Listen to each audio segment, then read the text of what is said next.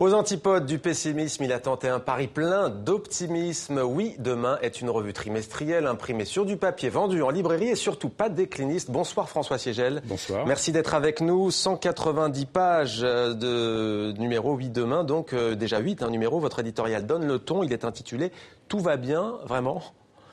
Tout va bien, non, tout va pas bien, mais si de temps en temps on casse pas un petit peu, on renverse pas un peu le thermomètre, on est déjà le peuple le plus pessimiste du monde, alors on va continuer. Donc il nous a semblé bien dans ce numéro de recommencer à faire un petit peu la liste, effectivement, de ce qui quand même n'avait pas si mal que ça chez nous, et quand même la liste est longue. Ouais, alors justement, plus sérieusement, vous faites un dossier de 44 pages sur cet optimisme. Quelles sont les raisons d'espérer en France ? Les raisons d'espérer en France, c'est que quand même, c'est vrai qu'il y a un chômage, mais vous voyez, si j'inverse la courbe, je veux dire, c'est vrai qu'il y a 10% de chômage, 10% de chômage c'est terrible, mais il y a 90% des gens qui ne sont pas au chômage. Ouais. C'est une façon de voir les choses.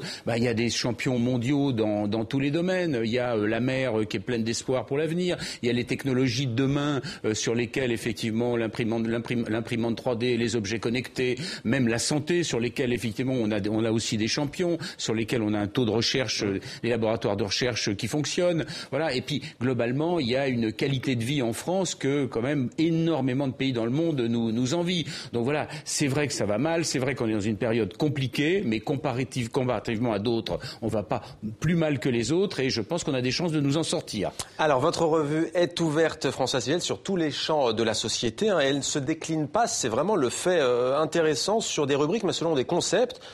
Exemple, déchiffrer, respirer, découvrir, espérer, ralentir, partager, inventer. Qu'est-ce que cela apporte selon vous ? Ça apporte essayer de comprendre, effectivement. Oui, demain, c'est une revue pour changer d'époque. On va dire, c'est une définition, celle qui figure sur la couverture. C'est la revue de la révolution citoyenne en marche, parce que nous pensons que c'est le dénominateur commun de ce qui est en train de se passer. Et nous, on a essayé de raconter dans cette revue, effectivement, par des mots, par des verbes, ce monde nouveau qui est entre vivre différemment, c'est-à-dire ralentir, parce qu'on a envie de mieux manger, de respirer un air plus frais, de arriver à une qualité de vie supérieure, effectivement, et en même temps, cette invention systématique qui fait que on est sur les objets connectés, on est sur les imprimantes 3D, donc tout ce monde, on le compacte dans cette revue, effectivement, que nous déclinons en verbes. Et justement, vous parlez de haute technologie, pourquoi sur du papier ? C'est un pari ? Alors, oui, c'est pas vraiment un pari, c'est que, d'abord, on est... comment je peux vous expliquer ? Le monde de demain, c'est compliqué à expliquer. Parce que, d'abord, on n'a pas envie de l'entendre, car regardez, les hommes politiques, en fait, eux, ils veulent quoi ? Retrouver le XXe siècle, retrouver les années de croissance perdues, et penser que ce système va perdurer et qu'on va pouvoir le réinventer. Donc nous, il faut qu'on l'explique par des témoins, par des personnes, par des gens qui réfléchissent, par des reportages. Prendre le temps.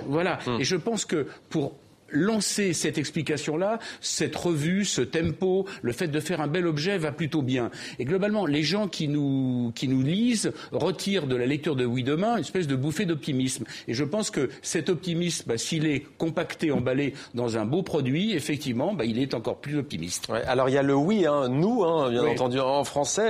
Est-ce que c'est par opposition au I, au jeu anglais, le I que l'on trouve dans les hautes technologies, notamment iPhone ? Non, je crois que le oui, alors on nous a reproché de pas l'avoir écrit en français, mais le oui, c'est ensemble. Et je pense que demain et oui, ensemble demain, je pense que c'est la définition. Regardez, tout ce qu'on peut appeler l'économie du partage, c'est globalement les solutions de demain, elles seront plus individuelles, elles seront plus collectives, elles ne seront plus collectives, elles seront locales, elles ne viendront plus d'en haut, elles viendront d'en bas, etc. Et c'est le oui de cette économie nouvelle et cette économie du partage, ce qu'on peut appeler l'empowerment, en prenant encore un terme effectivement anglo-saxon, c'est-à-dire la reprise en main par le citoyen du pouvoir, de tous les pouvoirs. Merci à vous François Siegel, cofondateur de Oui demain, que l'on peut trouver en librairie. Une revue pour changer d'époque. Merci à vous d'avoir témoigné dans 64 minutes.